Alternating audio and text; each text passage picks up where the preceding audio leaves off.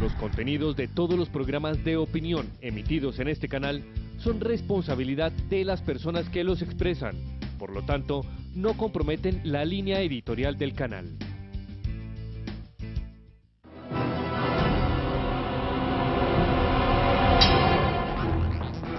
Guerra Espiritual. Conduce Padre Horacio Boforge. Queridos hermanos, estamos al final, en el último capítulo de esta serie, La Guerra Espiritual. Trataré de resumir y concluir, después de este recorrido por las Sagradas Escrituras, hablando del tema de la victoria de los cristianos, de Cristo, del cristiano, de los apóstoles. Después, viendo esto a la luz de los relatos de la Guerra Santa en el Antiguo Testamento, remitiéndonos muchas veces a la relación que existe entre aquellos relatos que son figura de los nuevos, de lo que sucede en el Nuevo Testamento. En este último capítulo quisiera hacer un resumen y una conclusión. La Sagrada Escritura comienza con una enemistad y termina con una victoria. Leemos en el libro del Génesis, el capítulo 3, el relato de la tentación de Eva por parte de la primera mujer, por parte de la serpiente. Y este capítulo 3 culmina con un juicio de Dios que enumera la culpa y la pena que corresponden a la serpiente, a la mujer y a Adán por su desobediencia. Si leemos en el capítulo 3 del Génesis, el versículo 14, el juicio de Dios comienza por la serpiente, que es la principal culpable. Por haber hecho esto, serás maldita entre todas las bestias y entre todos los animales del campo. Sobre tu vientre caminarás y polvo comerás todos los días de tu vida. Es decir, una derrota perpetua de la serpiente. Yo pondré enemistad entre ti y la mujer, entre tu linaje y su linaje. Él, el linaje de la mujer, te pisará la cabeza mientras acechas tú su calcañar.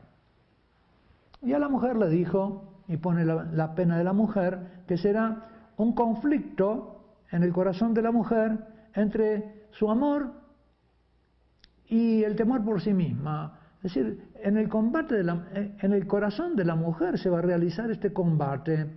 Ella está creada para ser esposa y madre, y precisamente en ese mismo impulso de sus amores hacia el otro va a encontrar el motivo del miedo por sí misma. De modo que en ella se va a entablar una lucha entre el amor al otro, que es la destinación que Dios le dio. Dios le confía al otro, al hombre, al varón, pero también al prójimo, se lo confía al cuidado de la mujer. La carta de Juan Pablo II sobre la dignidad de la mujer precisamente se resume en eso, que Dios le confía a la mujer el cuidado del ser humano. Pero precisamente en esa tarea y en esa misión ella se encuentra en conflicto con el amor a sí misma y el peligro de que, siendo destinada a preocuparse del otro, se preocupa más por sí misma que por el otro. Hay un conflicto entre el amor al otro y el amor propio. Y esto no está solamente en el corazón de la mujer, está también en el corazón del varón, por supuesto, de todo ser humano. Pero en ella es donde se encuentra de manera principal y arquetípica.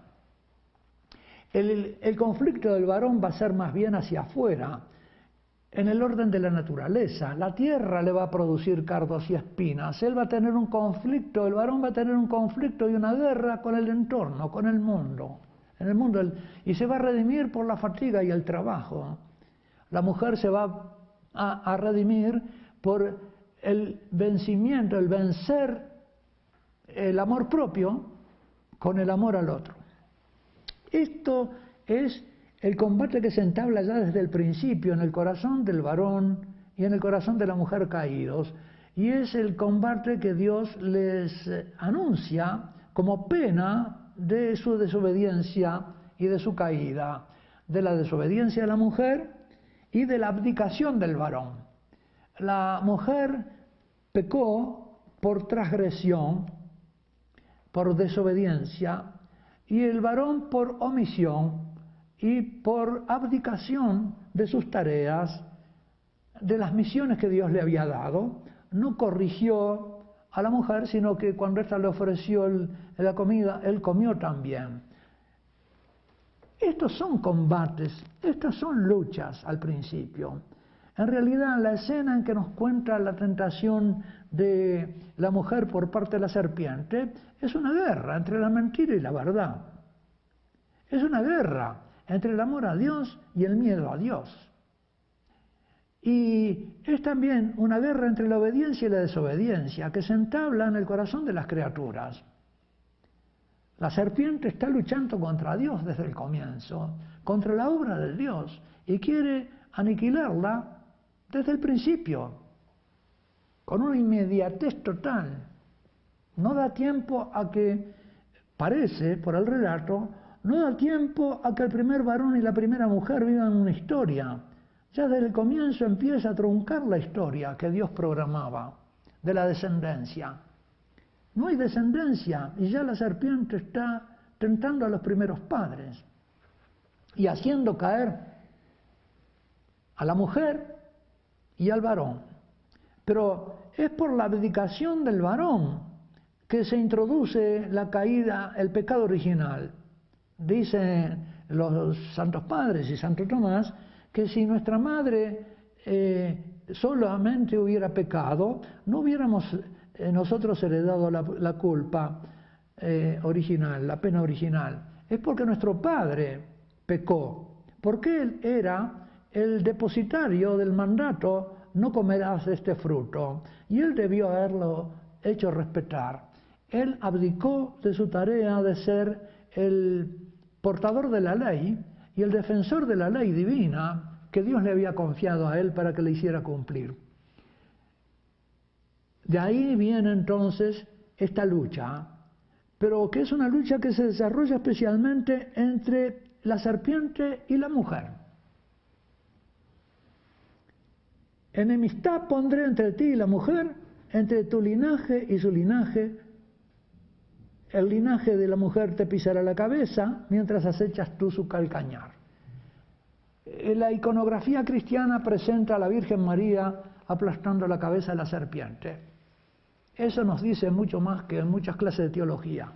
Ya ahí podemos comprender de qué se habla en el libro del Génesis. Así lo han visto no solo los teólogos cristianos y los santos padres, sino también la misma Sagrada Escritura. Esta lucha que comienza, esta enemistad y esta lucha que comienza en el libro del Génesis es la que retoma el libro del Apocalipsis. Así como la Sagrada Escritura empieza con el matrimonio del primer hombre y la primera mujer y termina con el matrimonio de la Iglesia y del Cordero, de Cristo y de la Iglesia, así también comienza la Sagrada Escritura con esta lucha entre la serpiente y la mujer, y termina también en el Apocalipsis con esa lucha, con esa rivalidad de la mujer, de la serpiente que persigue y quiere destruir a la mujer y a su hijo. En el capítulo 12 del libro del Apocalipsis leemos acerca de esa persecución de que es objeto la mujer y el hijo. Apareció en el cielo, dice, un signo sorprendente, una mujer vestida de sol, con la luna bajo sus pies, tocada con una corona de 2 estrellas, está encinta. Es una mujer que es el centro de la creación, ¿no? El sol la viste, se apoya sobre la luna, está coronada por las estrellas. Claro, porque es la madre de todos los vivientes. Y todo el universo está dirigido al varón, al hombre, al ser humano. Y ella es la madre de todos los vivientes, por lo tanto, la creación tiene su sentido último en ella. Y ella está encinta, y grita por los dolores del parto, por el sufrimiento de dar a luz. Dice, la creación entera, va a decir San Pablo, está en dolores de parto, esperando la manifestación de los hijos de Dios. Apareció después otro signo en el cielo, un gran dragón rojo, con 7 cabezas, etc. Entonces en el versículo 7 se nos dice, se entabló una batalla en el cielo. Y acá llegamos a la batalla de Miguel con sus ángeles, que combaten contra los ángeles malos. También el dragón y sus ángeles combatieron, pero no vencieron, y no hubo ya en el cielo lugar para ellos. El Apocalipsis nos habla de esta batalla definitiva entre los ángeles, la de San Miguel, la definitiva, y la de los ángeles malos. El gran dragón, la serpiente antigua, el llamado diablo, Satanás, el tentador de la mujer, el seductor del mundo entero, fue arrojado a la tierra junto con sus ángeles. El poder del demonio. San Pablo había dicho, nuestra lucha no es contra carne y sangre, sino contra los principados de este mundo. Nosotros participamos en esta lucha de San Miguel. La Iglesia invoca continuamente a San Miguel. León XIII tuvo una visión, muchas veces, muchos de ustedes la habrán oído, el Papa León XIII, después de terminar la misa, o durante la misa, tuvo una visión en que vio que el demonio le pedía a Dios 100 años para destruir la Iglesia. Y el Señor le concedía los 100 años. Entonces el Papa volvió a su oficina, a su despacho, y redactó una larga oración a Miguel Arcángel, que después se redujo y se rezaba al final de todas las misas por mandato del Papa, y que Juan Pablo II volvió a recomendar que se retomara y se rezara. San Miguel Arcángel, defiéndenos en los combates, sé nuestro amparo contra las maldades y acechanzas del demonio. Esta lucha está entablada. No está solamente al final de los tiempos, está a lo largo de la historia. Y nosotros participamos en ella, y en la oración de la Iglesia, Satanás fue arrojado entonces al mundo, y oí entonces una voz potente que decía en el cielo, ahora ya ha llegado la salvación, el poder y el reinado de nuestro Dios, es la victoria, la potestad de su Cristo, ha sido arrojado el acusador de nuestros hermanos, el que los acusaba día y noche delante de su Dios. Ellos lo vencieron gracias a la sangre del Cordero. La guerra espiritual termina, dice el Apocalipsis, en esta victoria. Es la participación en la sangre del Cordero. Hemos citado al mismo San Juan en su carta, en que nos dice, ¿cuál es nuestra victoria que vence al mundo? Nuestra fe. Recordemos esas palabras, este último capítulo de nuestra serie, que sea un repaso de lo que hemos visto, que se afirme en nosotros la memoria de esos pasajes fundamentales de nuestra lucha espiritual. No cabe temor en el amor, y el amor pleno, el amor total, exorciza el miedo. Y un poco más adelante, la fe, el capítulo 5 de la primera carta de Juan, sus mandamientos no son pesados, pues todo el que nace de Dios, todo hijo de Dios, vence al mundo. Acá está la victoria contra el mundo, que es, digamos, lo que la fuerza demoníaca maneja. Es aquella parte de la humanidad que no está gobernada por la ley divina ni por el amor divino, sino que está gobernada por las inspiraciones del enemigo, de Satanás, del príncipe de este mundo. Esas fuerzas soberbias, esas fuerzas del miedo, del terror. Aquí está el terrorismo, que es como un signo de nuestro siglo. Se entiende así. ¿Y cómo nosotros vamos a vencer el terror y el miedo? ¿Cómo no vamos a dejarnos vencer por el miedo? Al terror, al terrorismo, a las enfermedades y las pestes, a los jinetes del Apocalipsis, que son hambre, peste y guerra, cosas que inspiran terror en la humanidad y que son manejadas por los medios. Es esta lucha nuestra entre el amor de Dios y los miedos que el mundo agita para asustarlos. El miedo a la muerte, a la guerra, a la peste, al hambre, a la pobreza. ¿Cuál es la fuerza que vence al mundo? Nuestra fe. Si nosotros nos mantenemos creyentes, y eso significa si nos mantenemos también amando a Dios, porque la fe sin obra y sin amor no sería nada. La fe viva es la fe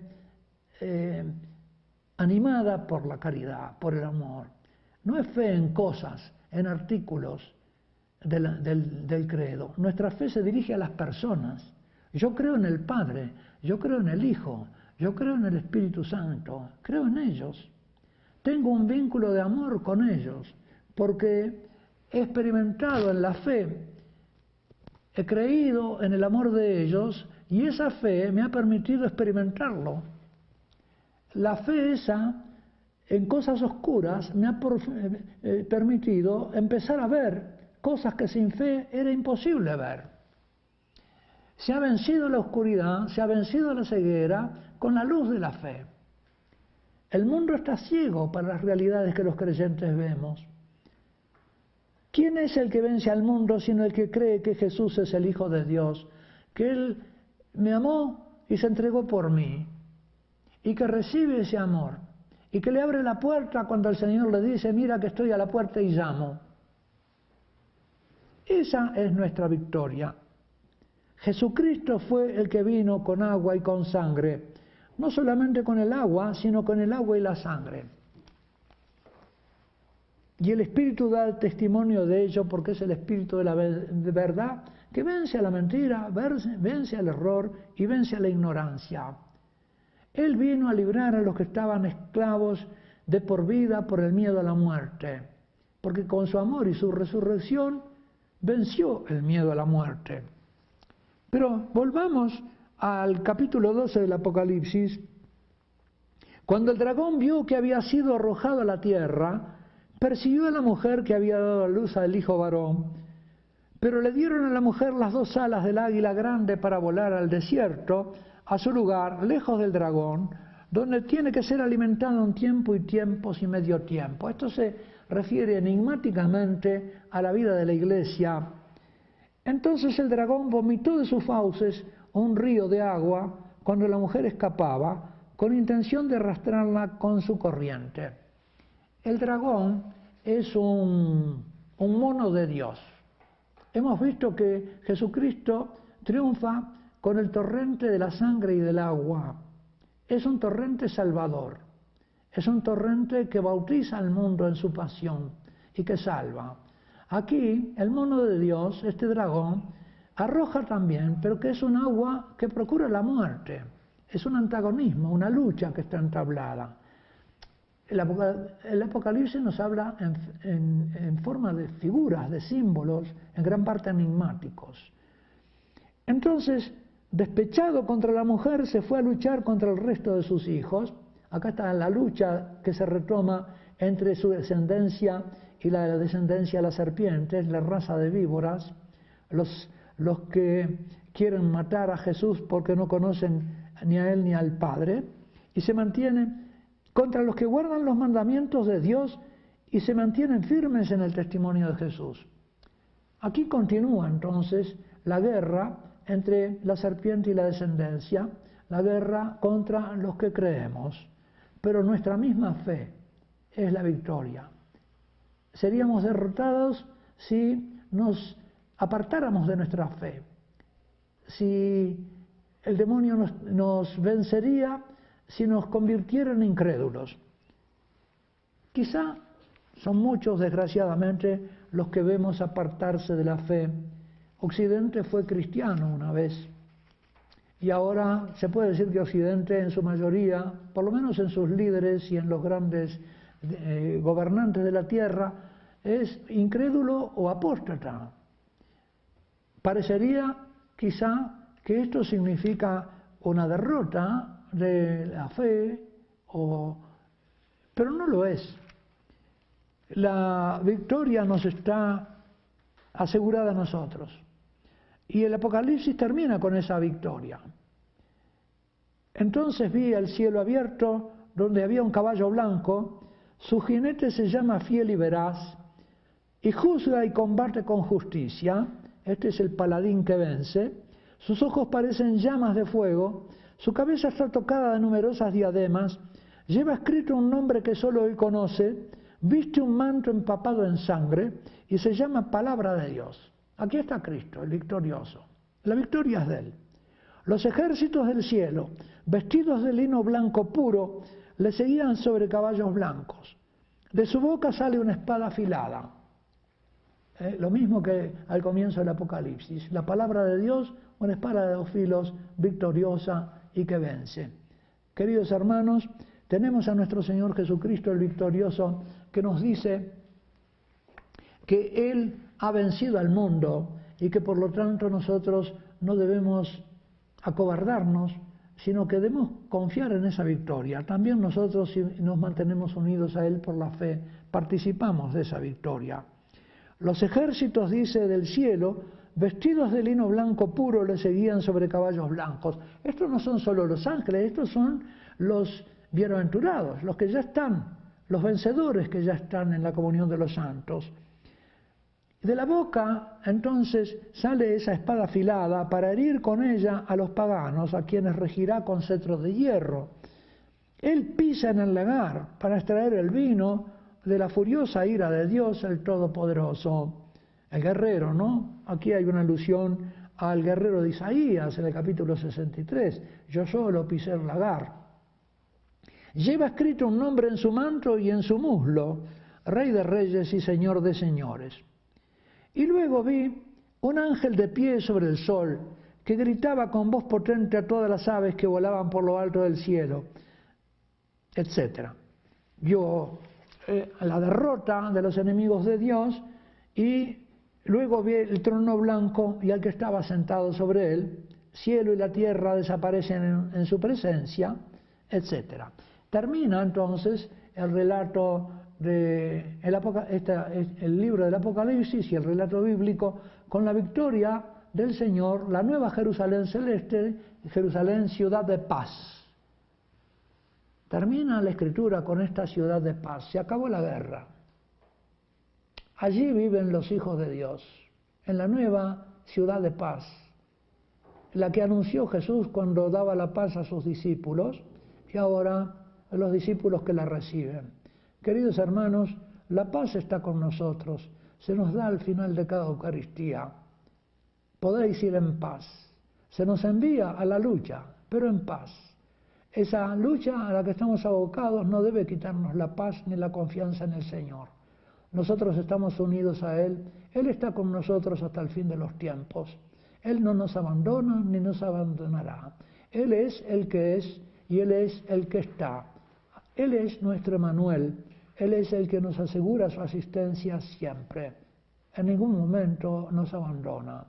Él está allí en la Eucaristía, presente, no solamente presente, sino activo, vivificando a su Iglesia. Alegrémonos en esto, demos gracias al Señor por habernos elegido para esta victoria y que Dios Todopoderoso los bendiga, el Padre, el Hijo y el Espíritu Santo. Amén.